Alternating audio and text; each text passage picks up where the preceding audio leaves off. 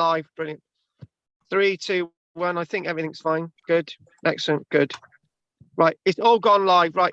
So, got it.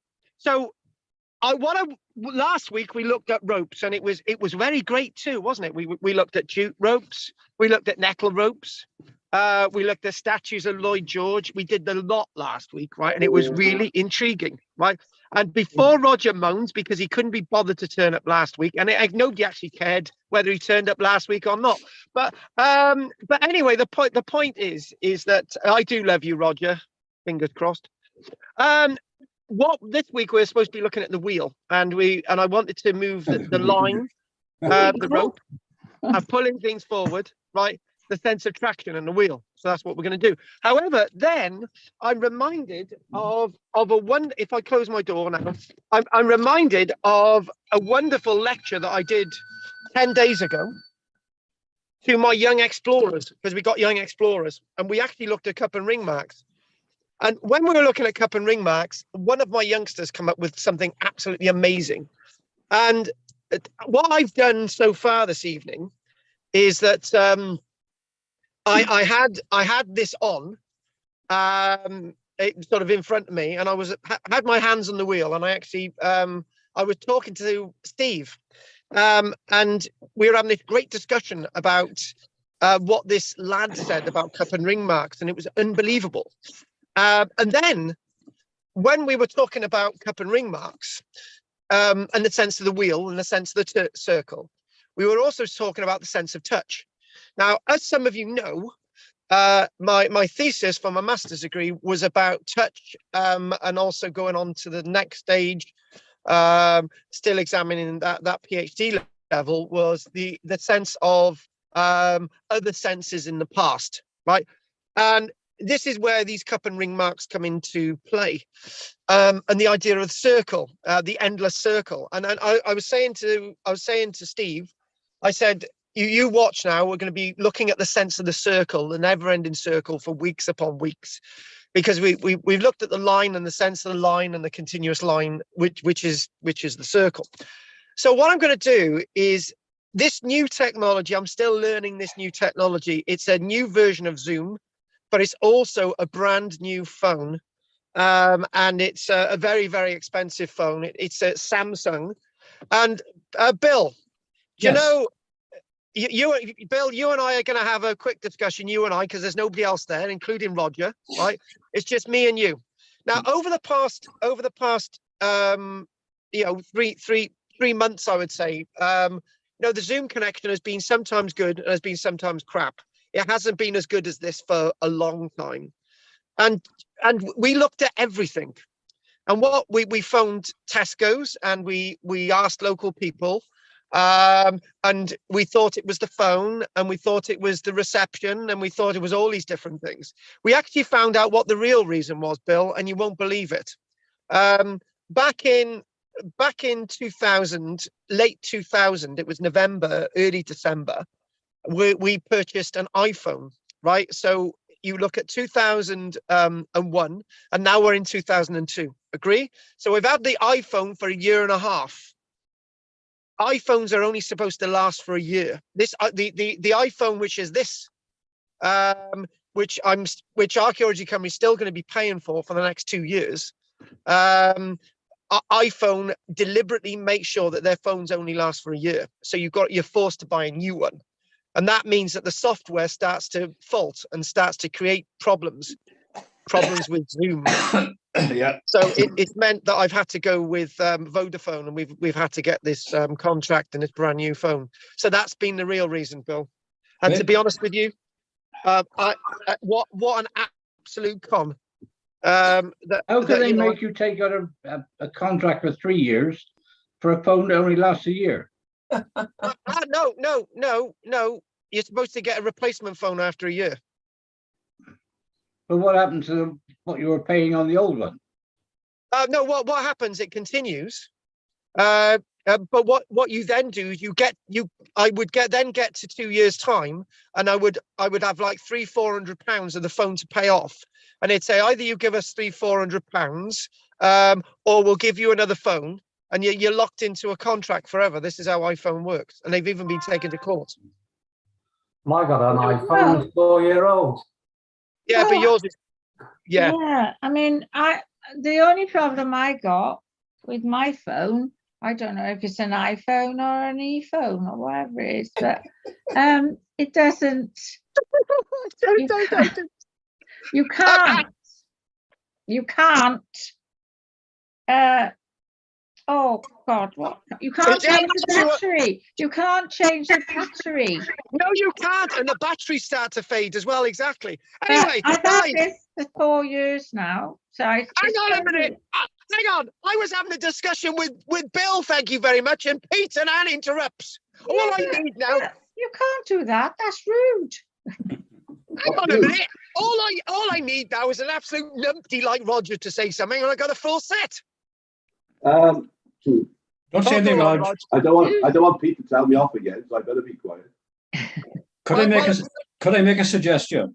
What's this? Start the bloody talk. Yeah. Oh, that would be an idea. Yeah. Yeah. Or your phone wears out. Yeah, one question, Carl. Oh, hang on a minute. I'm supposed to be doing the talk. What? One question before you go. Why are you I'm not using going iPhone anywhere. when you used to have the laptop with a full screen and the rest? What's happened there?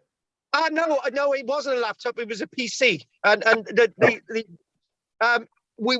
PC is still there, but it would have been the same problem. I would have had to have used the bandwidth from the iPhone. I think it's all a load of rubbish. Yeah, I agree. Right, guys, just let me get on with this. I'm sick of people interfering with me. Right. You should be so lucky. Yeah. Oh, please. Look, who's actually doing a comedy routine here? Me or you? Right, okay, let's just... Come on now. Ladies present. Yeah, well, it's debatable which one of you are ladies. It's definitely Pat. Yeah. Right, okay, now we've seen this image before, and I know we have. Yeah. And this is proper job. Now, when I showed this to my young explorers, and this was not this Saturday, but the Saturday before, and I didn't record it either, and I was going through different images of cup and ring marks. I said, what are you with these cup and ring marks? What are these telling you? And we just went through these random images, and one thing that seems to come up time and time again is that you've got these rings on the outside and this line going into the middle. Now, we discussed this in a different way, and I know we've done this. We've looked at this in a different way. He'd come up with this idea that you're flinging a stone into the water and it's making ripples, right? And we've looked at that, and we've looked at the idea of possible maps, and it's just so many of them. But the one thing that this youngster said to me was absolutely amazing. And it's something very, very special. And you're getting loads of these in Scotland. And if we look at that there and we put that on your screen, and when I've mastered this technology on this new phone, I've even got I can even put the little sketchy thing on that you couldn't do with the iPhone. Anyway, he said to me, he said, "Can I say something, Carl?" And I said, "Okay, please do." And he said, what about these telling a story? And I thought, yeah, that's good. No, he said, what about these offering some kind of resonance? And I thought, right, okay. So I went off in a tangent. As you do, I went off in this tangent, hoping that what he was saying, I was interpreting what he was saying. And what I thought he was saying was this sense of touch. So you take your finger into the center, and you go around, and you feel you got the sense of touch. And then after I said that, he said, no, resonance. And I said, I sat back, and he then explained to me, this is a 14-year-old. And he said, what if you use a stick, and you place the stick into the grooves, and that would create some kind of resonance. And then I thought, right, okay, I'm listening. And then I said, well, what about a record? Yeah. And he said, yeah, he's a 14-year-old, and he's played a record. And if I'm sort of trying to focus into everything that I've discussed with this lad and everything that I've discussed with Stephen today as well. And the whole concept seemed to evolve. Now, when you look at something like this, we know that these dates were approximately 5.5 to 6,000 years ago. Now, you know, what I don't want to discuss is all those other things that we've mentioned. As I said, you know, the sense of ripples, the sense of, you know, maybe the idea of the labyrinth. And the key to this is that line that goes from the outside to the center. And why that line from the outside to the center is key to understanding these things is something that we all used to examine when we all used to look at jukeboxes in pubs. Because what would happen is the stylus would come from the outside. It would place a record in front of you. The old-fashioned jukeboxes now would place a record in front of you, and the stylus would go from the outside and would move to the center and would start to play, and it would go around and around and around. And I thought this whole concept when I was looking at this 10 days ago with our young explorer, I thought this is crazy. I thought this is mad. But when we were talking about it, there was some sense to what we were discussing, and what I was discussing with Steve seemed to make some plausible sense. What we do know, the facts, is that the grooves that are carved into these rocks would have been very different grooves back in the past. They would have had a different texture. They would have a different sense of perspective. They would be much more clearer. And then the penny dropped. The penny completely dropped. Now, we're all, when I say this idea has come from a child, it's come from a teenager, a 14-year-old. And then the penny dropped. And what the penny dropped was 2 points. When as an archaeologist, the first thing that you do as an archaeologist, you take your index finger and you put your finger in the middle, which is the cut mark there. You put the finger smack bang in the middle. And then what you might do, you might take your index finger as well, and you might go around that one circle, and you might go around the other circle, and then you might lose interest, right? Because you've already experienced it, but you haven't. You haven't experienced this at all. Because one of the things that I've been well aware of since I originally saw it on an episode of Time Team is an organization called Operation Nightingale. And what Operation Nightingale was set up to do was to take veterans from the first Gulf War in 1991, take them onto archaeological sites, and to allow archaeology to deal with some of their traumas. But it's the blind ones, it's the blind veterans that interest me the most, because it turned out in Operation Nightingale, these archaeologists, these archaeologists from Operation Nightingale, their fingers and their touch on the archaeological sites was perfect, was A1. They would be able to touch, and they'd be able to feel, and they'd be able to understand texture. And that's where the penny dropped. Because when you think about these cup and ring marks, if you take your little piggy finger, your little finger, and then you gently move this around, and then when you've touched the inside one, you go down the line and you move it around again. And sometime you might stop. and you go down to the next concentric circle and you move it around. Now, the difference between me doing this today and somebody doing that in the past is that the texture of these grooves back in the past would have been very, very different. There'd be no lichen in them. There would be, it would be perfect. It would be A1. It would be as they were meant to be felt, and as they were meant to be touched. Now, when I originally discussed this again 10 days ago, Stephen brought something else to this today. And obviously what we discussed today, I will tell Stephen. What I'm also going to say before I forget, for whatever reasons, for Anne, Richard, and Pat, I'm still going to have to somehow work out this technology.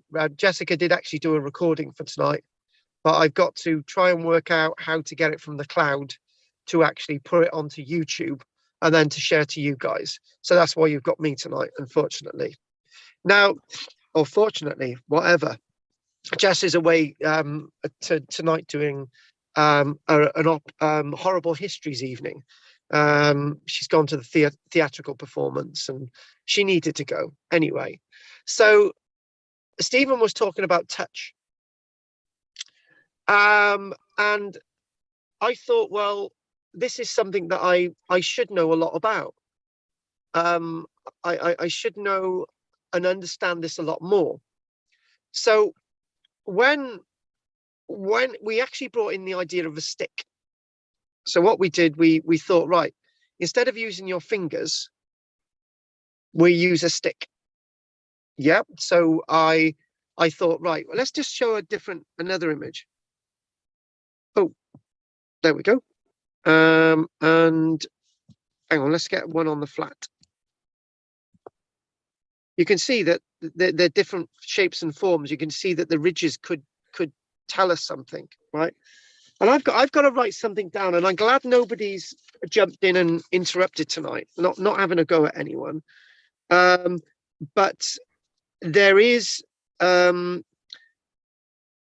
something. There is 2 points here that I've just written down to make sure if somebody does jump in that I don't forget them. So we were talking about the idea of using a stick. So again, you'd bring the stick out from the outside, you'd place it into the middle, and that might create some resonance. And Bill's an engineer, and Bill would say that you're not really going to hear anything, right? But then again, how do we know if the grooves were deep enough, and the movement of the stick was fast enough, or the movement was done in a certain way, like you might do with those little copper bowls that you find sold in a shop in Glastonbury. Okay, the point is, you go there with a stick and you go around the outside, you can't hear anything. But if you get the angle of the stick right and you move it around the proper way, you get a sense of resonance. So this is, so we looked at the idea of the stick, and then when I'd come to explain this to Steve, he said, but why don't we think about the sense of touch more? And I just thought, explain. So we went into a little bit more detail. Now, the detail is the sense of being able to see. Okay. So, for example, these are mainly on flat rocks, but they can be on vertical faces of stone, and they're carved in the dark. So if you don't have a candle or some way of lighting inside a chamber or whatever building you're looking at, you're not going to be able to see them. So they're going to be obsolete. So we then went a little bit further. We thought, right, okay, let's just forget about having some kind of ancient stylus. Because what I need to be very careful of when we're looking at something like this is not to use modern perspectives on an old idea and bring a modern idea onto an old thing. So we got rid of the idea of a stylus, and the idea of that. And then what we then thought, that if you're wandering across the landscape of Kilmartin in Argyll, where you see where there's thousands of these things, as you wander across the landscape, if there's moss growing on these things or lichen, and you look at them in the wrong way, you're not going to see them, right? But there obviously wouldn't have been moss and lichen on them when they were originally carved, or maybe there was, but obviously when they've cut into the rock, the lichen and the moss is gone. But the point I'd like to make is that in certain conditions, you're not going to be able to see these. So you could be wandering across the landscape, and if the light is shining at the rock in a certain way, these are going to be invisible. So if they're wet, they might be invisible. If it's very dry, they might be invisible. Yeah.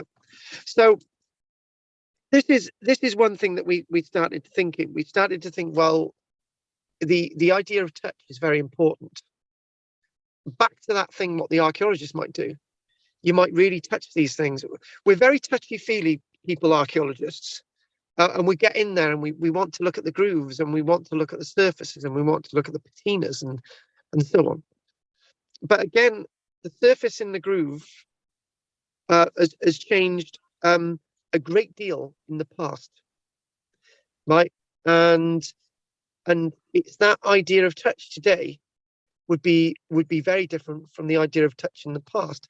Now, we've got to look at something else as well, the texture of our fingers.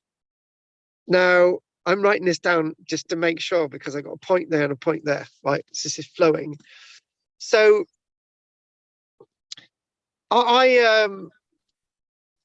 this may sound strange, right? But if you've got a fire and there's a coal that's come out of the fire, I can pick up a red coal with my fingers and put it back on the fire. Yeah, without burning my fingers. I can touch things that are 200 degrees C. My fingers are here to I cut that one. I can touch really hot things, and it's not going to damage my fingers, because over the years, the surface of my fingers has been able to evolve like that, because I've always dealt, when I was a child, I used to deal with molten lead, and I used to deal with all these different types of things. And when I touch something and it's boiling hot now, when it's red hot, it doesn't affect my fingernails, right? Not my fingernails, my fingertips. So the point I'm trying to make is that my fingers are very different than most of your guys' fingers, right? But people's fingertips would have been very different than our fingertips today. So we've got to factor that in. Now, before I talk about the pièce de résistance, right, and I'm going to take a little bit of a drink a moment. Okay, and by the sounds of it, you're either all blown away by this, or you're thinking I'm nuts. If you think I'm nuts, nothing's changed. But if you're blown away by this, then that's really great. Now, I discussed this with Steve. I said, let's get another image up there. Okay, see more. Okay, let's just one of these needs to lead some. But let's go back to. I want to do that one there. There, good. Love it. You find these from Switzerland all the way through to the United Kingdom, all over the place. It's a rather interesting one now, very, very different, but it's got still the same thing. Now, if we want to zoom in on any of those, think about a vinyl record. So I said to Steve, I said, if I gave you a vinyl record and gave you a workshop, and I didn't give you a record player, would you be able to play that right vinyl record? And Steve said no. Right. But if you take that vinyl record and you play it with a stylus, you can hear a Bob Marley 78 from 1978. Yeah. So that record tells a story if you've got the right equipment. But if you haven't got the right equipment, then it's not going to tell a story. Yeah, makes sense. Now, there is a point to this. So then I said, right, if you take this record into the future 1,000 years, even if you had the equipment, would you be able to play that record? I said probably not, because the structure of the vinyl has changed, right? It may have degraded, or it may have stayed the same, right? So you might be able to play the record in 1,000 years' time, but then again, you might not be able to play the record in 1,000 years' time. And what the record is telling you might be interpreted in a different way, right? So this is very much similar to looking at these discs, these concentric circles. Now, before I get on to the pièce de résistance, we've not really done, we've done this vinyl record bit, but we've done the fingertips. But I would like us to think of the following. And what I'd like us to think of is we've been here before with these, but we've never discussed anything like this before. And we've talked about wave ripples. We've talked about throwing a stone, creating ripples. We've talked about religious. We've talked about ritual. We've talked about completely accidental, which is very unlikely because they're all over the place. We've talked about in different parts of the world they're doing this, right, for a reason. And that's another point. I might be saying this, and it might be true, but in other parts of the world they might be creating these in a different way and have a completely different meaning and interpretation. That's a very good point as well. So let's go back to that other image. Okay, the one that we started off with. Hey, and look at that there. Look at that. That's not a cup. Look at that. It's very different. But that is what I'm talking about. You see that there, this groove from the outside. But look at that one there. That's really different. But it could offer something very similar as well. And I feel with the texture and structure to these rocks, that's adding something to these. And obviously meaning changes over time. So what I want us to do, I wanted to get to that original image. Hang on a minute, if I can get to it. Hang on, is it there? Nope. Where is it? Where is it? Just falling in my lap, which many women would love to do. Oh, there we go. Bingo. So we started off with this image, this very image here. And I need to go back to that discussion that I had with my young explorer. I haven't told you the full story, naturally. But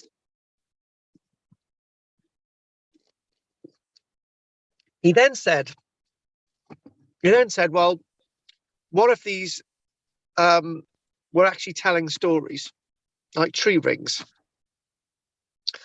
What if they were a form of language, or a form of communication, a form of text?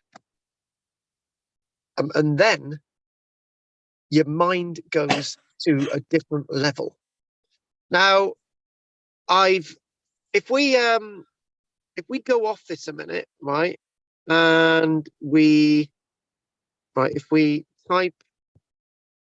if we go off this a minute, and I'm going to try and do something else a minute. So if we do that, oh, wicked! I can have a new tab.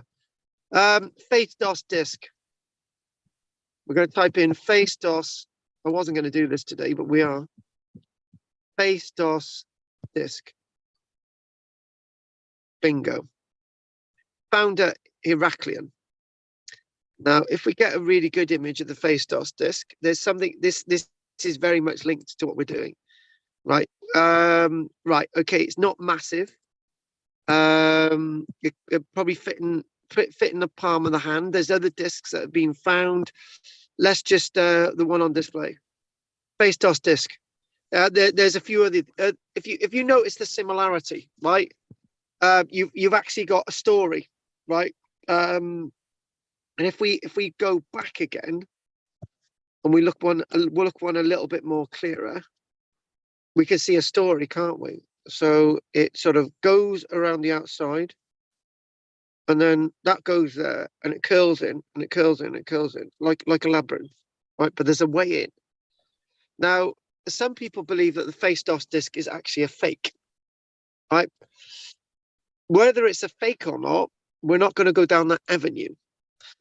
But what you do see is a story that this is from the Minoan civilization, from over 3,700 years ago, just before the great eruption Santorini. And you can see where I'm going, can't you? That you've got this sort of spiral, right? And the only difference between the ones that we're seeing in the main, the cup and ring marks, is if we go like that, obviously the major difference is not a spiral, but if you think this is actually a spiral, because what you do, you use that line and you go inwards, and you go back down the line, and you go to the next groove, and you go down the line, and you go next groove. So in other words, that's a type of spiral, which you could say is very similar to something like the face DOS disc. Now, I would be amiss by not saying that this tells a story. So we're going to presume that this is genuine. I do believe this was found by an Italian archaeologist whilst Arthur Evans was excavating at Knossos. I think that's the story, but that's about right. I think the Italians were excavating Heracleon, and British archaeologists excavating Knossos. You can fact check that. But anyway, we've gone away from what we're talking about. What we're talking about is that this is, it would be undeniable. This is telling a story, right? That's it's telling a story. End of, right? So if we then go back to this, and then we think about this telling a story. Now we think of the vinyl disc telling a story. Vinyl disc. This is why I started singing at the beginning. It's a vinyl. It tells it. Yeah, a vinyl. It's a track. It's a story. And if you think of this telling some kind of story, right? And here's where I play a curveball, right? What we're going to do, we're going to play a little bit of a curveball. So what I'm going to do is I'm going to find another example illustrating. Hang on, if we do this, this. Now, if this image itself, so if we quickly go onto Wikipedia with this one, right? Some really nice images on Wikipedia. You can find these cup and ring marks in Switzerland, Ireland, rest of the United Kingdom, Spain, Italy, Greece, Cana. And if we sort of look, if we go to this, what you can see overall is that this is linked. The cut marks are actually linked. There's lines between the cut marks, right? And there's loads of them. There's thousands and thousands of these cup and ring marks in Britain, thousands of them, right? So if we go back to this, is this a map? Now, this is what some archaeologists have actually been thinking, that this is actually a map. Now, if we think and we look at this, this is one from Italy. This is one from Sardinia. This is another one from over here. This is one from Switzerland. This is the one that we looked at a few moments ago. And some archaeologists think these are maps. We've not gone off subject, by the way. We've really not gone off subject. Now, it's a big rock, big boulder. You can carve these into sandstone. You can carve these into metamorphic rock if you've got the right tools. There's something else as well there. I've got to write down the word tools, right, before I forget. There's something else I need to write down there because this is what we discussed with Steve.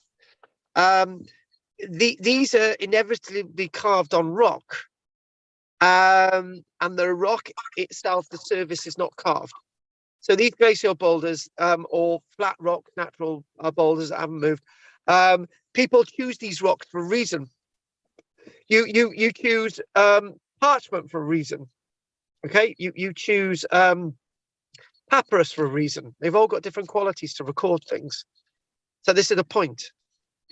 Tree rings, yeah, but no, that's the same thing as well, tree rings. But you might have a certain surface to tell a story, right? Or a map. Now, when you think about this, the people who have carved on this, they found this and they thought, oh, these little things here, we'll leave that on here because that represents something. Yeah, these little, you see that there, that little, the one there, it's carved directly through a crack. The crack hasn't formed through this. This ring has actually carved through the crack, right? It's not the other way around, right? The crack hasn't appeared later, right? And then you look at this, and you think, what is going on here? However, now we're thinking about Nazca Lines. We're thinking about the line, the Nazca Lines, where you follow the line and you keep that line going. You trace the line, right? Like the hummingbird, the Nazca Lines. So what we're going to do? Here we go. I just dropped the blooming phone. So if we go to there and we think about the hummingbird Nazca line, so Nazca Lines. We go, okay. And if we type in the hummingbird, this is the best one to illustrate this. Hummingbird. Okay. Bingo. Okay. There's a start and there it is. Right. Okay. Hummingbird. If you start from the outside there with the beak, you can follow it all the way along. You can follow it all the way through, all the way, and you can come back out again. Right. The hummingbird. Right. It's traceable. We know people walk these things. Right. It's the story. It tells a story. Yeah. This is the thing. This is the very important thing. Get this into your mind. So you're following the story. And what we do know is that these were created 1,100 years ago, 1,200 years ago. And we know that people brought pottery from long distances from their home village. And they would start at the one end of there and they would trace it all the way through. And then when they get to part way or somewhere, that bit of pottery that they've created, they would smash on the floor. And then they would go away. They've done the job. It's the story, it's the thinking, it's the movement, it's the sense of the line. Again, that line. So if we then go back to this, and then we go back to this, and we go back to these cup and ring marks, I believe that this is a lot more complex than a map. I believe that this is incredibly more complex than a map. It's gone beyond ritual or anything else like that. Much more complicated. If you notice, most of these are linked in a different way. They're linked from an external line, right? That one over there isn't linked. It's created in different ways. So these may have been created over different periods. And then we bring in something else. Here we go, bringing a lot into this. We bring in something called the causewayed enclosure. We'll be doing a lot of causewayed enclosures in the next month. Causewayed, hang on. There you go. Causewayed enclosures, here we go. Mentioned these a lot. Now, I know some of you have been to some causewayed enclosures with me. Later on, these gaps between the ditches were all added together, right? Now, what these things are saying is talking about differences and forget all that, right? So this is at Windmill Hill. I've been to Windmill Hill, and I think Pat's been to Windmill Hill with me, and I don't know if anyone else, a couple of others have been, but been to Windmill Hill, and these represent, these little ditches represent individual family ditches, right? And later on, they were all added together, and we do believe that these eventually led to the creation of hill forts, for example. There you go. All the ditches were added together, right? Again, that idea of the concentric circle, the sense of movement, the sense of place, the sense of connectedness. There you go. So the final thing that I'd like to mention today is something that will very much interest Bill. So what we're going to do is we're going to go back to there. Oh, we've deleted it. So if we delete that, and we delete that, we delete that, we'll go with new tab.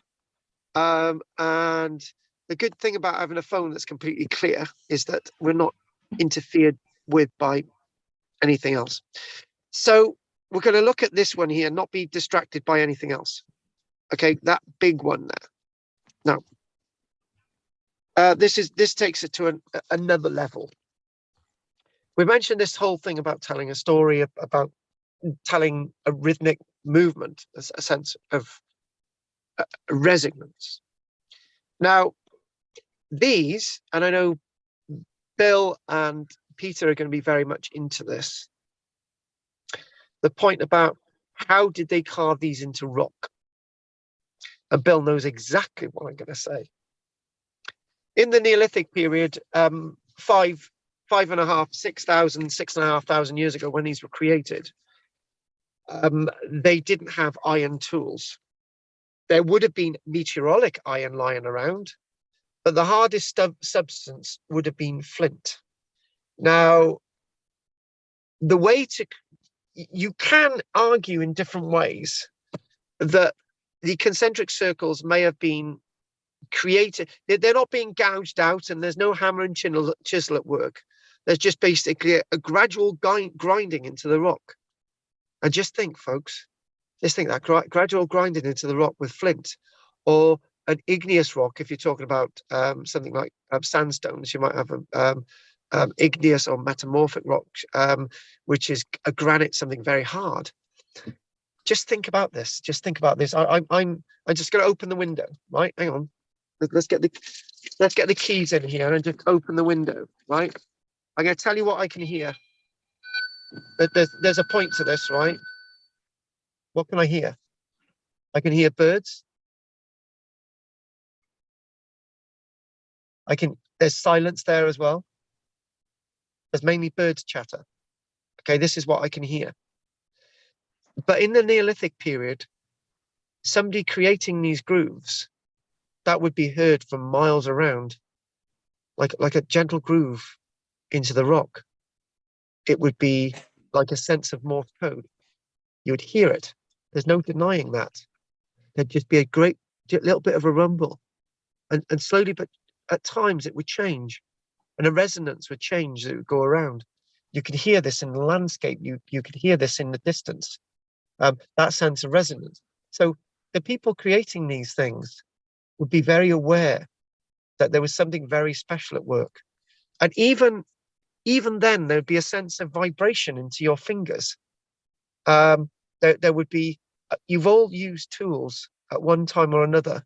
Even using a screwdriver, there's a sense of movement in your hand, and there's a sense of resonance, and there's a sense of overall movement, and the tool is almost guiding you. You're not guiding the tool. You're never guiding the tool. Remember, a poor craftsman blames his tools, right? So the tools are guiding you. But back then, you would have had flint tools and other very hard rocks, volcanic rocks, and this would be here. This would be heard in the distance, alongside the chatter of all the animals. And occasionally, somebody might be shouting out in the distance, and there might be an echo. So sound is very, very important to our ancestors. The sense of touch is very, very important to our ancestors. Finally, I'd like to say this. It would be very, very difficult to create anything like this today without knowing the tools that they use to create these. And again, lots of what I do say about the past is about experience. We do these archaeology classes, and there's a sense of experience. There's a sense of camaraderie, right? There's a sense of connectedness. This is why we're doing this, right? And what we need to do, we need to see our very collective past as offering us a story. The past is a story. We've suddenly come back to the point that we used when we decided to start looking at the idea of the line, the sense of Tim Ingold's The Line, and the sense of movement, the sense of tarscape, and the sense of how things worked in the landscape. So if you could all bear with me a minute. Hang on, bear with me a minute. I'm just going to. Okay, thank you. I've just got a wonderful cup of tea. So back to what we were saying. This whole prehistoric thing, this whole understanding our prehistoric past, is so deep, and we need to give our ancestors so much more credit for the evidence that they have left behind. And two little points there, and I'm reminded of totems. We know what totem poles are from, old cowboy western movies. We know that. We'll keep that there just a moment. Let's just mention this thing about tools again. To try and understand this experience of the past, we not only need to know the tools, we need to be able to spend the same time that they did creating these wonderful cup and ring marks as being some signs of the past. There's something that I do know, which is very, very powerful. As an actor, to really get into a character, what you need to do, you need to be that character. You need to take on that person's name. You need to take on what that person is actually acting out. So to truly and really understand what these mean and what they were doing, you have to go into everything. You have to dress like them. You have to create like them. You have to be like them. And only then can we truly understand the past. Can we really truly understand what Tim Ingold is trying to tell us with the movement of that very line itself. So the past is very deep, and we've only got part of that picture. The past is like a postcard that has got a stamp on it, and on the front of that postcard, it's got some nice images of where that postcard was sent from. It's got a postal stamp on it, and it's telling us about what the place is like. It's only telling us about only part of what the place is like. It's not telling us about how bad the past was. It's telling us about the interesting things that our ancestors wanted to tell us. And this is what all prehistory is about.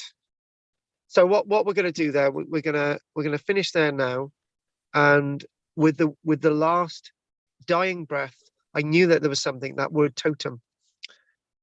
Everything that I've said today, everything is something that somebody reading a totem pole would agree with.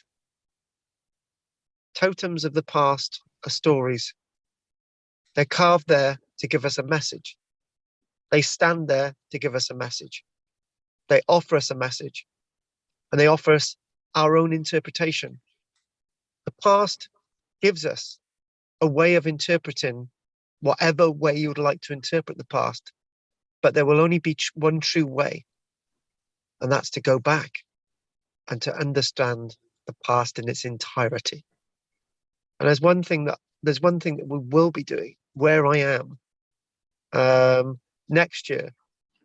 We won't be just doing a full-scale archaeological excavation. We'll be doing reconstructive archaeology as well. And hopefully some of you guys will be able to get in on that. But more about that in the future. So I'm gonna cut that now. Managed to do everything there. So I managed to round that up quite nicely. Thought we were going to miss the totem bit actually. So okay, I'm back. There we go. Hang on, I keep pressing me off. There we are. And look at that there now. Isn't that absolutely beautiful? So okay then, Bill, with the sun shining on my face, is there anything you'd like to say? And you don't have to agree with anything I've said. You can say it was absolute nonsense. You can agree. You can have a comment. That's what we do. Bill, you're first. Well, the fact that the sun is shining on your face, something did occur to me. And then as I looked at the evidence as you presented, I tried to fit that into the theory I will now relate. But I don't think I can.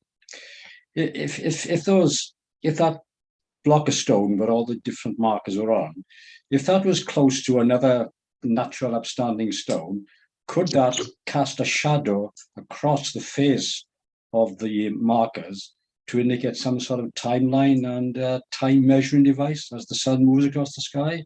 But I don't think it can, because you said you found those inside a cave as well. So, Bill. So I think my theory has been shot down. That No, Bill, you've shot your theory down, but I'm going to use your theory quite nicely. I knew somebody was going to come up with something tonight, and I wasn't sure it was going to be you, but you've done it yourself. When you think about it, some of these carvings inside caves, if you get the sun shining on them, yes, you are right. So don't even dismiss that. When you look at places like Newgrange, if the sun shines on those wonderful spiral carvings, you can get some perspective. The way we look at the landscape, the way we interpret the landscape with the sun, and we see the ditches and the banks and all the rest of it, it's the way it is. For example, where we are, there are thousands of tons of white quartz, and that rock itself would be. If you shine the sun on it and the moon on it, it shows, right? No, the sun itself. This is the very issue, right? You've hit upon something that we discussed earlier on. If the sun doesn't shine on a rock in a certain way and it's wet, you're not going to be able to see the spirals. You're not going to be able to see anything on them, right? But if the sun shines on a certain way, you're going to be able to see them, right? I like the idea about the idea of the shadow. In most cases, these rocks, in most cases, there's going to be no rocks near. However, if you've got a bit of wood standing up, that's going to create a shadow, and you're going to be able to read them in a different way. Yeah, So it could be, but you've got to think outside the box, and that's one thing I thought about. I don't think that's the case, but you can't discount it, can you? Your theories. And the last thing, I won't say anyone now, but could I have give a message to Anne? Anne? Yes. Could you tell Jess I won't be there tomorrow because I'm COVID positive at the moment? Oh, right. I'm not going to be there either. Right, you better tell her then. Yeah. Is it worth it turning up? Or perhaps you can tell her, Carl. No, I mean, I can message her, but the thing is, Dell will be going. It's going to be really awkward because Dorothy is back, you know. Oh, right, right. I mean, sorry, Bill. Anyway, sorry you're tested positive. That's a nuisance, isn't it? But Anne and Bill, right? What we'll do, Jessica can just go there. Just leave her as it is. Okay, let's just not put a fly in the ointment. Right, Bill, thanks for letting us know, and Anne, thanks for letting us know as well. Okay. Yeah. I might be able to get there by 4 o'clock because I want to try and give Jess that artifact. Good. Oh, okay. Anyway, thanks for your contribution today, Bill. You don't look bad with COVID, but you'll be well soon, so that's good. Okay, Anne, anything you'd like to say? Yeah, I mean, I'm very interested. Well, actually, when when you use that word resonance, and you know, I understood what that meant. It's a sense of, you know, well, it's not particularly music. It's some sort of, it's something that resonates. You know, what does it mean? It has a meaning. It has meaning to you. Resonance is where there's a sound created, and you connect with that resonance, basically. Right. If you lick your finger, if you lick your finger and put it on the rim of an empty wine glass and keep doing resonance. You'll hear the resonance rather than the natural frequency of the glass. Oh, I see. Yeah. If you Well, you're on top of a bottle, you can get a resonance, and it can sound really loud, but not many people can do it. Yeah. Okay. If you watch a film called The Man Who Would Be Crazy, not The Man. Sorry. There's a film for the comedy from the 1980s. Anyway, it's about a bottle that falls out the sky, and they make sounds with it and stuff. That's about resonance. Yeah. So anyway, thanks for that, Anne. Roger's been wanting to say something, and to be honest with you, I haven't insulted Roger once this week. He's definitely going to get it in here next Wednesday. Rog, I look forward to it. I got a two points, Carl. It's this vague feeling. These rings we're seeing on the same plane level.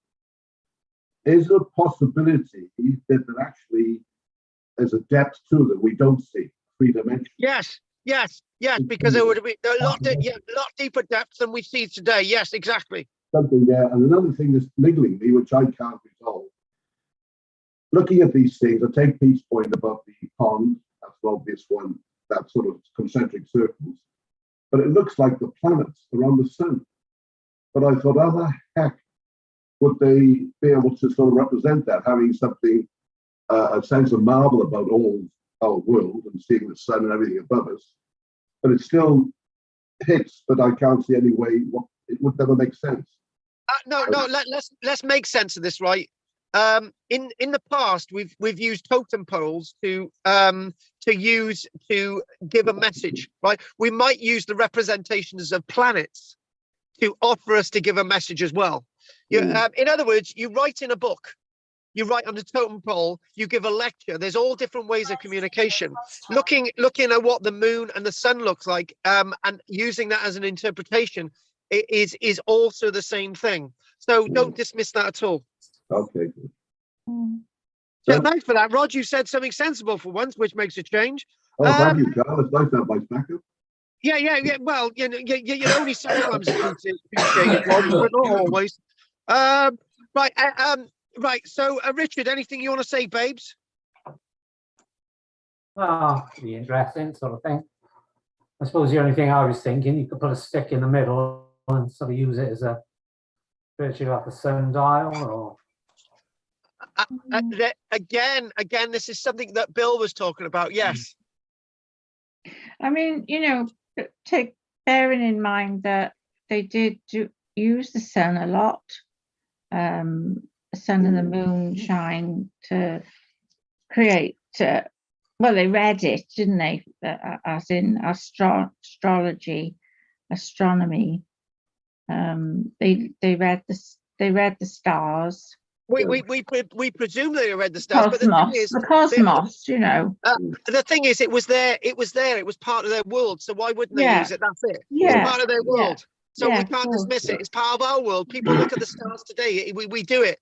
Yeah. Patrick Moore would have been nobody if he hadn't had the skies. You know what I mean? So. So anyway, thanks for that. And Pat, anything you'd like to say, darling? Well, it was very interesting. I think I want to go up and touch it. So maybe all these people were touching, and like you do in certain statues, the foot is always shiny where the toe is. That's this is the point. It's part of touch. It's part of the experience. Yes, you're right. Yes. and the only other thing is that disc, that Bastos disc. Bastos disc, yes. Yeah. I got a fridge magnet of that, and I didn't remember where I got it or what it was. So it's Heraclean. Yeah, it is. That's what it is. wonderful. Thank you. Are you sure it's not the one you nicked out of the museum? Well, it's black and it's plastic, so and it's got white symbols on it. It's only about that big around. That's right, Minoan plastic. I even used my camera and my phone to take a picture of it and see if it would find it, but it would just find jewelry and stuff. It didn't find what you found today, and it that's is the little figures I've got. Their language there. Amazing. Thank you. My pleasure. And finally, Pete, anything you'd like to say, Pete? Yeah. As a resident, I'd be more impressive if it was an actual spiral as opposed to concentric circles. But where you've got several in close proximity, did the same person do them? Or was someone else doing them? And with their primitive tools, obviously a great deal of effort had to be put in to making them. And they must have had a major reason for being there. And they spent so much time doing them. That's the point. Just can't. You can't do it in a minute. You know what I mean? It's going to take time. And the thing is, right? These are created in so many different locations by so many different people for the same or different reasons. So yeah. They obviously have a meaning. Yes. Yes. And they knew what the meaning was. And if there were different people making them near to each other, they could actually be out talking to each other by using them. Yeah, this is the whole point of communication. That's the whole point. This is what we're saying. Yeah. That sense of communication, that bridge of understanding, that sense of knowing. And yes. And what kind of rock was that? Lots of them are sandstones and limestones. There's no real, it's in different rocks in different areas. It's much easier to carve sandstone than an igneous rock.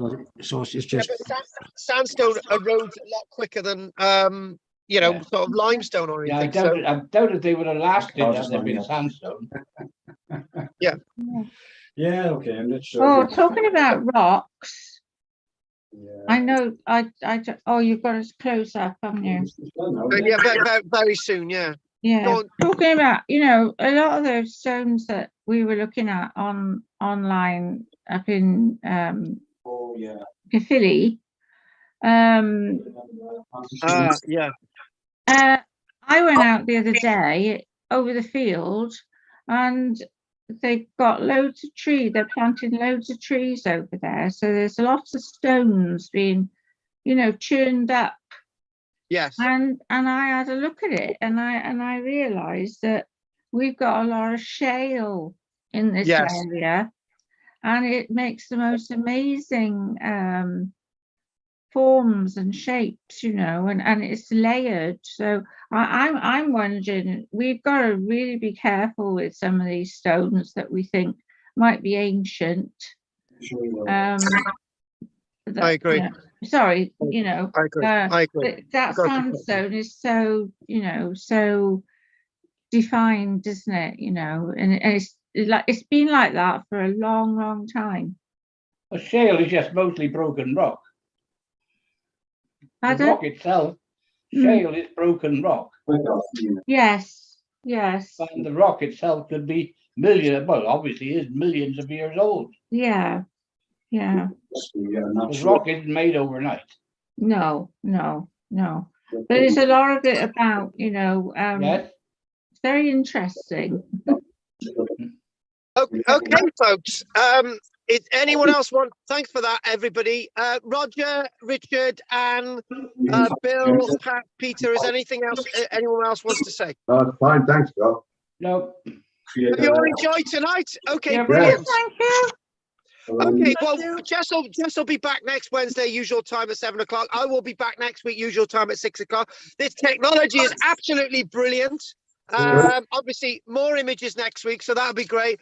So, by the way, if nothing else, anyone else wants your to say? Your original vinyl records were made here in Bali.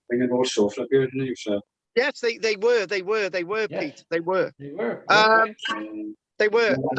Yes, they were the first ones. Right. Okay. What I'm going to say it was made with different records. Yes, they were.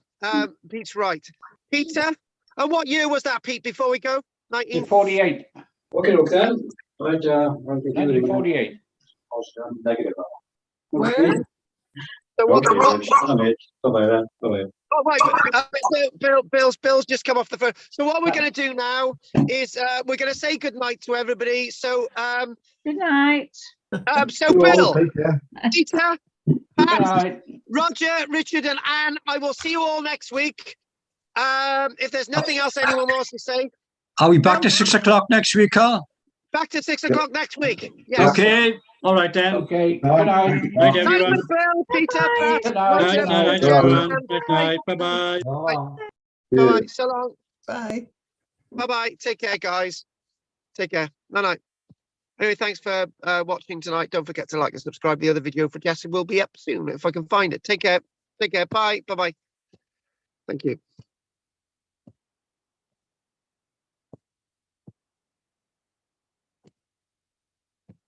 Beautiful. It's beautiful, yeah. Yes. Okay, and nothing in the chat.